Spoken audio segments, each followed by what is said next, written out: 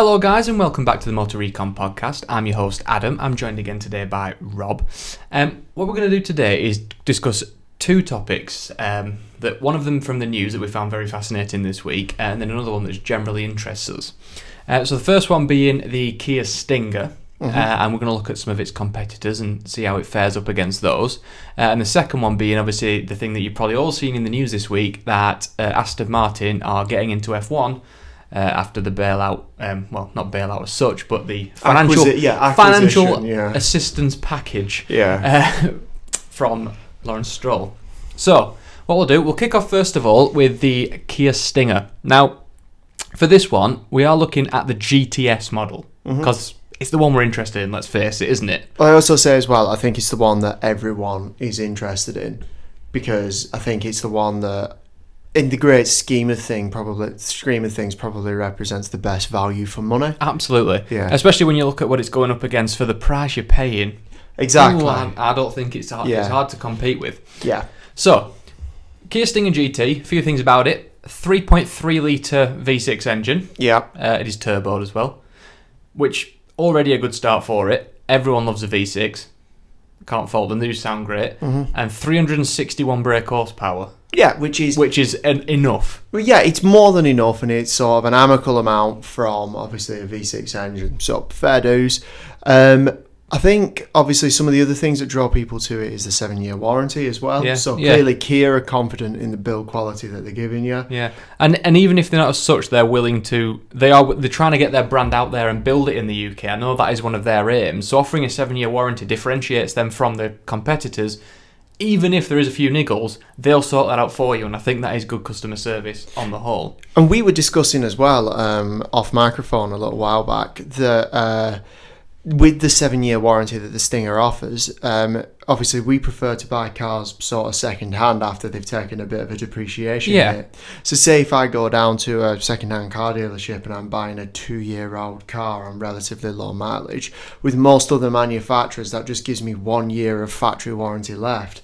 Whereas if I go buy a Stinger, I've still got 4 years of warranty left, which is like a year more than what most of the manufacturers offer from new. Yeah, which again is a very appealing thing. Very. And I do know these are depreciating quite quick on the second-hand market. We're not going to look at that today, but I've seen a couple and they are getting cheap now. Yeah, we'll have to look at, essentially, I think it's a topic for another podcast, 6-cylinder cars. What's the cheapest way you can get yourself a decent 6-pot? But I think for this kind of money, so the Kia Stinger GTS in the UK anyway starts at £41,200 and something pounds. Yeah. Which, for the car you're getting, this is sort of, well, it's bigger than a 3 Series in many respects in terms of size wise. It's as long as, I'd say, a 5 Series. However, you're paying 3 Series money. Yeah. And you certainly, well, as we'll look at later, you certainly can't get a car of this level from BMW at that money. Looks wise, what are your thoughts on the Stinger? Well, the one that we've been looking at is in sort of like a Nardo light grey colour, and I think it looks spectacular in that particular colour. Yeah, I've seen a couple in this colour, and it really stands out. I think generally it's quite an appealing package, but it's not. I wouldn't say that it's. It's not pretty. No, that's the thing. It's not pretty. It's in some respects a bit fussy for me round the front, but on the whole, I'm not complaining. I don't think it's a horrible looking car by any means. And I think especially that blue one that's near us, it lives just down the road. Oh yeah, like a lovely sort of light blue. That does sort of the car a lot of justice, I think. And I love the quad pipes at the back. I think they look really good. I love this sort of the vents on the bonnet. I know you're a fan of the sort of clean design, but I think they just give it that aggressive look, which for a GT model I think is important. Yeah. Very long though. I think it could have been a little bit shorter, but I understand that's the type of car. No, but I also understand as well, a lot of people would see, I'm assuming that'll obviously benefit boot and rear legroom, and for a lot of people who are looking to buy these, that'll be seen as a benefit. It's a fast family car in many respects, isn't it? So this car, £41,240, and you get, say, 361 horsepower, V6, an 8-speed automatic gearbox, all the bells and whistles you could probably ever need on a car, like leather seats, screens and all that kind of gubbins. The interior, I do have to say, is very nice on the Kia. It is nice. I think the sort of centre display and the centre screen is a little bit old hat, I think. And obviously it doesn't have digital dials in the back. So there are No. a few things that do age it a little bit. But on the whole, for the money you're paying, the type of car you get, I think it's perfectly acceptable. Oh yeah, it's acceptable. Yeah, it's Acceptable. acceptable. So, one of the things we're looking at, we're going to we'll think, well, what other cars come up in this class? Obviously, there's quite a few, and we're not going to cover them all. But we're just looking at some of our favourites. And the first one that came up is probably both of our favourite cars at the moment, the Alfa Giulia. Yes. Now, I know we've discussed this before, so we're not going to go into grave detail on it, but we both think it is one of the best looking cars, particularly in the sort of saloon category. Oh, it has the Kia licked. Oh, styling wise. I think it has 100%. any of its competitors licked, styling wise. This is an Alfa trend. They generally are pretty good looking cars. But the Giulia, they've just knocked it out of the park. Yeah. Time and time again. This isn't even a high spec one in terms of like the Quadrifoglio or anything like that. Yeah, it's worth mentioning the one that we have configured for the right amount of money to make it a competitor with obviously the Kia Stinger with the V6 is a 2-litre turbo. So that's what you get for your money. And power wise, what are we looking at? 280 horsepower. So exactly, well, It's 280. It's 80 down. Sure. It's and 80 horsepower down. However, I would say that 280 is more than serviceable, and when you look at some of the other competitors we'll see today, it is significantly more for the money than what you would get Yeah. from others. Now, So yeah, what I will just say is obviously when we were picking this car, there wasn't a model of the Alfa that came in around £41,000. We're not far off. No, we're so not. we've put a little few options on the car just to bring it up to that 41. So we've gone for the lovely 19-inch 5-spoke diamond cut alloys, which I think really set the look of They the do. car. yeah. And we've gone for, well, I've picked it in white. I know I wouldn't. In real life, I wouldn't actually have it in white. I'd say that actually electric blue Yeah, seems to be the colour, or sort of your classic Alpha red. I Yeah, think that either dark- of those two. In real life, that's the ones I'd have. But I think we've done the white exterior and we've gone for red leather. Yeah. That was free, but red and white actually does go together pretty well. And I will say the interior once decked out in red looks spectacular. Yeah, and we've also got for the run flat tyres, which they were £160 just to bring it over the 41 mark. So again, essentially, it's a decent spec Giulia. You get a 280 brake horsepower from a 2-litre petrol engine, so it's not as inspiring as the V6. No. I think it one-ups the Stinger on interior Yes. design. Jury's out on whether quality would be there. I mean, Well, to be fair, we have sat in them, and I don't get me wrong, you're not talking like it's not BMW. You're not German levels of sort of build quality. However, styling wise, I think it's got them all beaten on looks. Yeah, absolutely. I love how the screen's integrated into the dashboard. Mm-hmm. I like how the climate control buttons are very simple, very elegant, just there at the bottom. Again, no digital dials. No. But start-stop button on steering wheel. That's very Ferrari, and I know they are the same company. But it's No, and as you say, those lovely sort of billet aluminium style gear changes behind the steering wheel, the nice and long paddles, again like Ferrari. Yeah, in very a lot much of ways. so. Yeah, I would say that on the whole, interior design goes to the Alfa, and just design in general as far as styling, I think. Now, Yeah. I have heard of it, again, a lot of stuff on the internet. Obviously can't confirm every one of them being true or not, but I've seen a lot of things where these might have had a few electrical problems. Not surprising. Not surprising being an Alfa Romeo, but we both, I think, agree that if you're buying an Alfa Romeo, I think you sort of expect things like that. I know you shouldn't in the 21st century, but to me, that it's an Alfa. But this is It's but this is genuinely one of the first Alphas in a very long time where the good massively outweighs the bad. Yeah. By a huge margin, to the point where I would genuinely consider buying the Alfa Giulia, fully knowing that electrical gremlins could be lurking around the corner, because the benefit of, well, as you've seen here, compared to some of the competitors we're about to go on to now, it still represents decent value for money. 100%. You get everything like your Apple CarPlays and all that kind of stuff, stuff you need to live with. 280 brake. Yeah, 280 brake, and again, it just looks to die for. Exactly. Absolutely to die for. The next one we are going to look at is probably the benchmark in this category. I think it's what everybody compares these cars to, and it's the BMW 3 Series. Now, looks-wise, I don't mind the new 3 Series as much as the old one. I was about to say, I think it's improved. This is the latest one from BMW. Of BMW's current range of road cars, the way the styling has been currently, as in, I don't like the styling on the new 7 Series. Oh, the grille's horrific. Most of the new cars have the big horrible grille. The new 1 Series is hideous. It's just not for me. However, the 3 Series.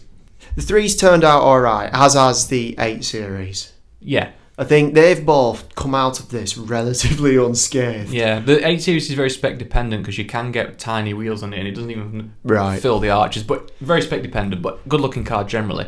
So the BMW actually comes in slightly more at 41,555. Now that was actually the base price of this particular car. We haven't ticked any options or anything. However, you do get quite a few extras included as standard at this M Sport level. Yeah, it's the M Sport Plus edition. And it's X-Drive, so it is four-wheel drive. It's four-wheel drive as well.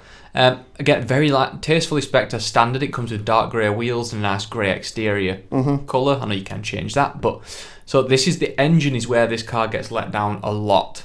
So it is your 2-litre 4-cylinder engine, the same as you get in the Alfa Romeo. However, this is only 184 horsepower, which is peanuts.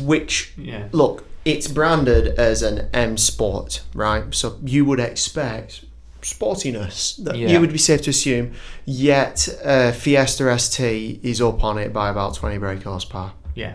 And it's a lot lighter and a lot smaller. No, but I think the trouble is, if you're buying an M Sports, quote unquote, BMW, you shouldn't be getting licked by a hot hatch like that. No. And I think, you're paying a premium price as well. That's my point. You're paying about 20 grand more for that privilege. Now, I know these cars are built relatively well. I know a lot of people have had a lot of problems with BMWs generally. On the whole, actually, I've heard a lot more people have had bad things and good things with BMW, but obviously, you do hear that if you just talk around. But the build quality on the interior and stuff is usually very, very, very solid. And I would say I think that this interior is very good. I do like the BMW iDrive system. Big step up compared to the last one, yes. It's also worth noting that some of the things that you do get included for your 41,000 and odd for the M Sport isn't that bad. So if we're looking at the optional equipment, you get, sporty steering wheel, like your M Sport steering wheel, which again isn't that much of a difference. You get your LED fog lights, you get a rear spoiler, a couple of little bit of a body kit to make it look a bit more sporty. Adaptive LED headlamps. Yeah, I don't know why split folding rear seats is an option, but you sort of stuff like automatic air conditioning, parking assist, cruise control with braking. Yeah, run flat tyres like the Alfa as well. So they do have some options included in that for that price. But I think, as you say, the main thing that's letting this one down is the power. Yeah, it just doesn't have any. So when you look at the GTS that has over 360 brake horsepower, then the Alfa that's a big step down at 280, then this is 100 down from that even for the same sort of price. Put it so that the standard 2-litre diesel Mondeo has 190. The truth on this is it wouldn't be the power on this wouldn't be a problem if it wasn't branded as M Sport. But because it is, if you look down the side of that, it has an M badge. Yeah. Might drive well, but it's not. No, but the point that where I'm coming from here, don't you? If it wasn't branded as M Sport, I think the power wouldn't be an issue, but it is, so it is. So out of the ones so far, again, looks wise, it's not a bad car, but not as good as the Alfa. I think it is better than the Kia. I can't lie there. I think it is. And also, it is nicer than the Kia to look at. We've both mentioned as well that although we're not brand snobs, there is a noticeable difference between BMW, Alfa Romeo, and Kia. I think Alfa Romeo has the badge. Yeah, I would say that Alfa Romeo has the petrolhead's heart. Yeah, it has the BMW used to until they done everything front wheel drive now and all that good. I think BMW is still a respected brand. I think no one's taking that away from them. This is not a generalisation, but people who drive BMWs tend to have a bit of stigma in the UK, particularly for being a bit of a tool. Whereas people who drive Alphas you get considered, a thumbs up everyone. That's the thing. You'll notice that, and I know this is the UK, but everyone likes Alfa. And the thing is, though, there's no smoke without fire in there. I see a lot of BMW drivers on the road and Audi drivers that are utter beeps on the road. But let's be real here as well. We are fast Ford fans, and I see a tremendous amount of fast Ford drivers in Fiesta STs doing ridiculous and stupid things as well. Like the one getting T-boned by the police the other day. Exactly. Yeah. So I think it's a bit harsh to stereotype everybody. No, there is bad drivers in all cars. They just happen to be a lot more in particular brands. Anyway, moving on to the next one. Not my favourite out of the bunch, but looks-wise, again, very good, is the Audi A4. This is the facelifted one as well, with the new front end with the fake grille that does absolutely nothing on any model. Yes. But it's there. So, Looks-wise, how do you think it compares generally to the others? I think it's above the Stinger, but below the 3 Series and the Alpha. That's where I put it. Second to the bottom. Second to the bottom. Interior-wise, I think it's at the bottom for me personally. I think design-wise, it's a close call between this and the Stinger for bottom of the list. I think it takes the Stinger on having a fully digital display, which is quite useful. Yes, as standard, I will say on this one. I think sort of the billet aluminium the aluminium styling centre console is quite nice as well. Yeah, but Audi generally have had a reputation for being fairly dull interiors, and this is the same, more grey and dark colours. You can't really specify it to be any more like the Alpha's red and a bit extreme because it's Italian and Alpha. This is just dull, I think. I think, unfortunately, as well, the centre screen, so the infotainment screen in the middle, really does just look like it's been stuck on top. Now, we have had a bit of gripe with these in the past. Like the C-Class before was, well, again, it was just stuck on the dash, but that was sort of mounted as if it was like a wall-mounted TV. It was sort of stuck on. The 3 Series had the same where it was just planted on top. But this one just glued on. The 3 Series we were looking at today, though, obviously the new style one, has made efforts to deal with that. Yes, it's much better compared to the old one. So I would say that we're just swinging round to have a look. It's digital dash as well. Yeah, it's far more integrated. Yeah, they've lowered it right down and they've sort of built it in, whereas the A4, they've just gone to absolutely no effort whatsoever. It is just stuck on the top, plonked there like it was an afterthought. Whereas the Alpha have taken great pains to at least try and build it into the dashboard design. Yeah. I think it actually, because as you said, they've put a glossy housing round it so you can't see where the screen ends and the plastic begins. It looks quite sleek. Yeah, very flush. The Kia has the same problem where it's a screen plonked on top, but at least it looks like it was designed to be there, not an afterthought glued on. However, I think the screen in the A4 is more usable. Yes, it's got more tech on it in terms of userness. It's larger and the bezel isn't quite so obvious either. No, but it is when you're in the car. Actually, that picture doesn't do it justice. Right. But it's a similar screen that I had on my A3, and it is bad, but it's just got the newest infotainment. So the Audi does pick up a lot where the BMW fell down, which is in the engine department. Mm-hmm. So this has, again, your 2-litre 4-cylinder. However, this is 245 horsepower, which actually does put it up to 5.8 seconds to 60, which is not bad for a big solid car. It's closer to the Giulia, but it's still down on the Giulia's 280. Oh, it is. Yeah. It is. And again, I should say that this is 41,905, so it's slightly more again in terms of price. Yeah, and as you said, once we stuck our optional extras on there as well, it ended up at 42,580. So we've also gone for this one with a Quattro S-tronic transmission. So yeah, that was again to bring it up to the 41.9, but we've just added a few little extras on just to make it how we would want it in essence. Sure, yeah. So we looking at it as well, so it actually is limited to 255, which is where again the BMW doesn't have that. I think the Giulia is, and the Kia definitely is. I don't think it really matters. No, you're not going to be doing. You're not going to be doing 155, so it doesn't matter, does it? No. What else has it got? A little option. So it's got pre-send city, so it'll stop for you, and if it sees a pedestrian look, it'll stop for you. Mm-hmm. That's quite a good thing. It's got cruise control with a speed limiter, so again, it's just relatively standard stuff. LED headlamps, 3-zone climate control. Which the others do have that, but it has still 3-zone. Still though. Generally, the looks wise, I actually don't mind it. I think the exterior is much better than the interior in terms of. Oh yeah, I don't mind the exterior. Something we did comment on though was the fact that we don't actually see all that many new A4s floating around in the UK anymore. No, it's either an A3 or an A5. Yeah, we don't really see that many A4s, which is a shame. There used to be. There used to be a lot of them, and now they just don't seem to go. I think the A5, since they improved the A3 and introduced the A5, I think people have either gone for what exactly. It's become a bit of a redundant model. Because you can get an A3 saloon, which is what I had, and it's a similar-ish size to the A4. Yeah, but it's a lot cheaper. It's cheaper, looks better in turn because it's a bit more compact, so it does look better. Mm-hmm. Whereas this, again, on all the new Audis, it's really annoying that they've put this fake grille on the front. Yeah. Even on the R8, it's filled in. It's not real. Why have it? It's just, it winds me up. Anyway, that's by the by. So out of all them four, which one would you have? Giulia. Yeah, same for me. I In a mean, heartbeat. the question is, and I like the Stinger, and again, that 7-year warranty is impressive, and the fact that for the same price as compared to Alfa and BMW and Audi, you can actually get yourself a 3.3 litre V6 Yeah. with much more power. Yeah. Value for money, the Kia takes this without any question. If you were looking at this as an accountant point of view, Sure. and you're saying, what do you get for your money? The Kia would just wipe the floor with every single one of these. Correct. No question. But my heartstrings pull me to the Alfa. And I also think as well, for the money, although 360 odd brake horsepower is far more than I would ever need, I would go for the Alfa because 280 is still more than I would ever realistically need. Yeah, It's enough. in the real world. It is enough. For 280, yeah, it's more than adequate for the job. So, yeah, that's where I'm at. Yeah. Your money, you buy the Alfa. My money, I would also buy the Alfa out of those four.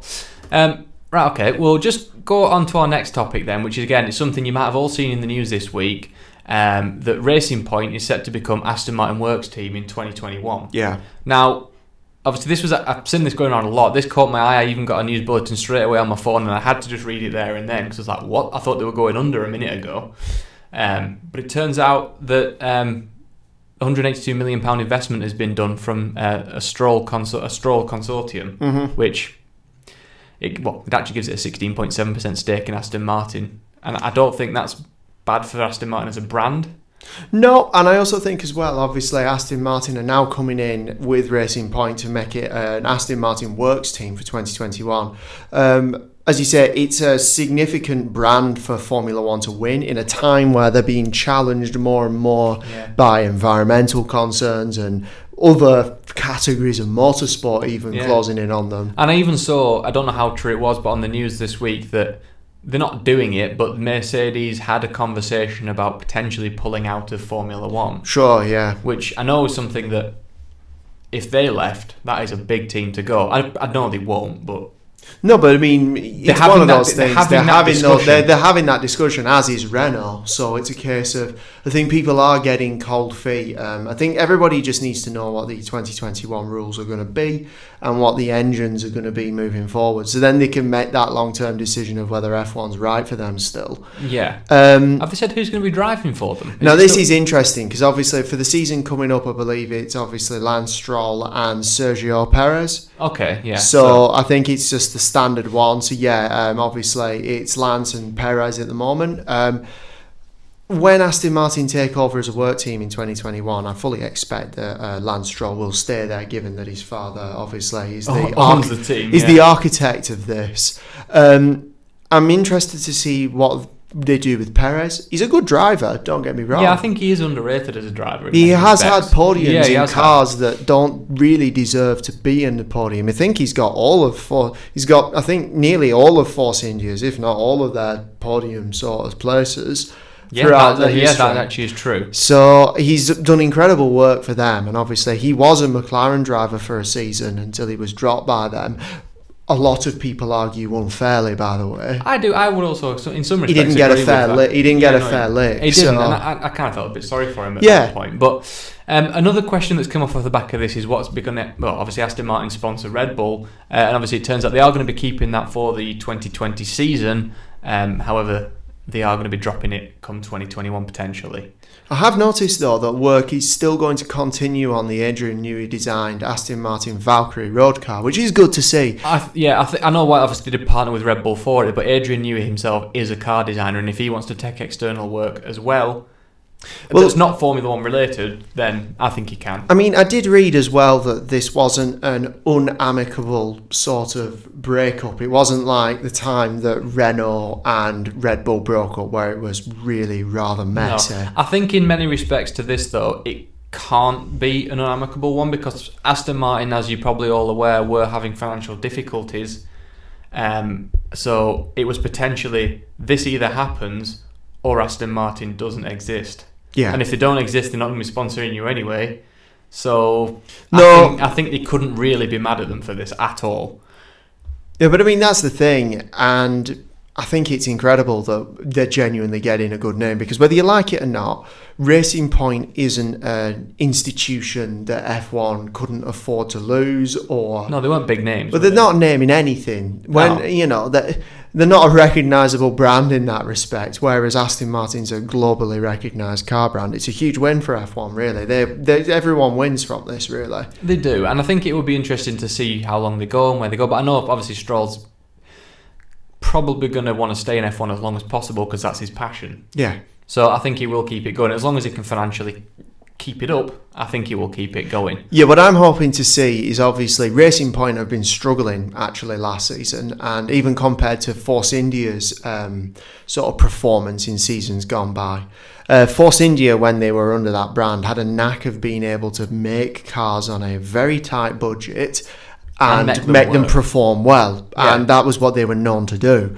I'm hoping that they can bring that ethos into Aston Martin. The one thing that I think that might not change is potentially a lot of the engineers, a lot of the people are going to remain the same. They're just going to get new overalls. That's what I mean, as in, I think, as you said, and a lot of those engineers in Racing Point came directly from Force India, what they were. So I'm hoping to see, good things come I'm out. hoping to see good things It from might this. give them that new lease of life because they're thinking, well, hang on a minute, at the moment we're racing for, let's face it, a nobody. No one cares about Racing Point. No one thinks like so. But Aston Martin, people are going to stand up and take note because it's a brand that people like and love. Exactly, yeah. Well, and that's the thing for F1 as well. Having Aston Martin in Formula One will bring a lot of supporters who support Aston Martin in general, whether it be in their WEC sort of outings. What colour do you think they'll go for? They got to go for British Racing Green, right? You'd hope so, wouldn't you? I think all the renders I've seen and mock-ups from fans has had green in it, so I would hope to see. All the ones I have seen so far have been truly awful. None of them have done like an actual racing green car with like potentially the sponsors and liveries on it. They've just gone for sort of a white and green and a few other little colours.